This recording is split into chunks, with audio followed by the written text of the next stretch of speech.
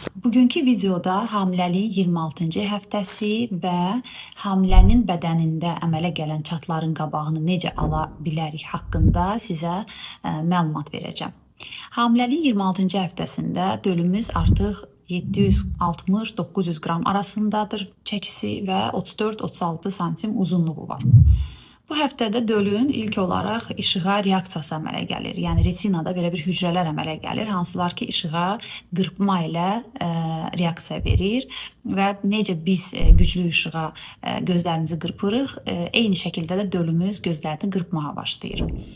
Anada iştah artışı, kilo artımı başlayır və davam edir və bu həftələrdə əgər hələ ki biz şəkər yükləmə testini verməmişiksə, mütləq verilməsi məsləhətdir. Əgər daha öncə şəkərli diabet hekayəmiz yoxdursa, bu test 24 ilə 28 həftə arası verilir və əgər gizli hamiləlik şəkəri varsa, pasiyent onu bilərək qidalanır. Biz ona özəl bir diyet önəririk ki, bu toxluq şəkəri gərəkdiyindən çox artmasın.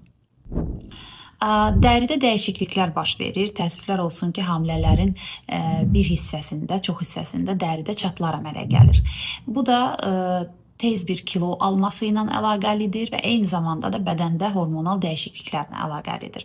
Biz bunun necə qarşısını ala bilərik və yaxud da əmələ gəlibsə biraz daha az olsun ya belə deyək, olan çatlar böyüməsin deyə nələr etməliyik? Bu çatlar daha çox qarında, süd vəzlərin ətrafında, yəni sinə hissəsində və bud hissəsində əmələ gəlir və bunlar da dəri altında yerləşən elastinlə kollagenin əslində cırılması ilə əlaqəlidir. Biz bunu bir tərəfdən qida ilə bu elastinlə kollageni dəstəkləyə bilərik. Digər tərəfdən də dərimizi bol-bol nəmləndirərik. Başlayaq qidadan. Bilirik ki, kollagen və elastinin sintezinin əsas kofaktor koenzimlərdən birisi C vitaminidir, C vitaminidir. Bu C vitamini meyvələrdə və tərəvəzlərdə çoxdur. Meyvələrdən apelsin, limon, mandarin, kivi kimi meyvələrdə. Tərəvəzlərdə isə yaşıl, qırmızı bibər, brokoli, kələm, kağı və pomidorda çoxdur. İkinci önəmli vitamin E vitaminidir. E vitamini də çərəzlərdə və paxlılarda çoxdur. Yəni badam, qoz, fındıq təbii ki qədərini aşırmadan, çünki çox kalorikdir bu qidalar, bunları bilirik. Günə 3-4 ədəd yetərlidir və paxlalılar yeyərək E vitamini ehtiyacımızı qarşılaya bilərik.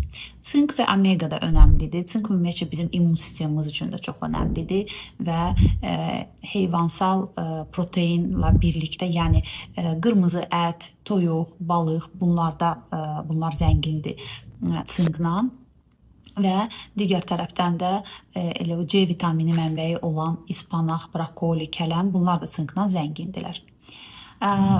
Nəyə başqa diqqət etməliyik? Təbii ki, dərimizi nəmləndirməliyik. Dəri quru qalmamalıdır ki, bu çatılar daha şiddətli şəkildə bizim qabağımıza çıxmasın. Bunun üçün də əslində yağ seçimi çoxdur. Bildiyimiz o duru yağların çoxu, yəni zeytin yağından tutaraq, argan yağı, jojoba yağı, ondan sonra badam yağı, kakao yağı və kokos yağı, bunlar hamısı istifadə oluna bilər. Amma mənim çox sevdiyim və tövsiyə etdiyim yağ kokos yağıdır. Çünki həm yüngüldür, yəni çox yağlı deyil. Siz onu istifadə edəndə dərinizin üstündə yağ qalmayacaq, əmilir dəri tərəfindən. Həm də ki, çox gözəl nəmləndirir və yumşaldır dərini. Kokos yağını gündə bir dəfə, 2 dəfə, özəlliklə bu problemli bölgələrə uyğulayaraq, eyni zamanda da masajla, masaj da qan dövranını yaxşılaşdırır, o da striyaların qabağını alır.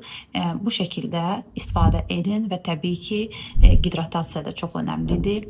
Maye litrə yarım, 2 litrə ən azı gündə istifadə olunmalıdır.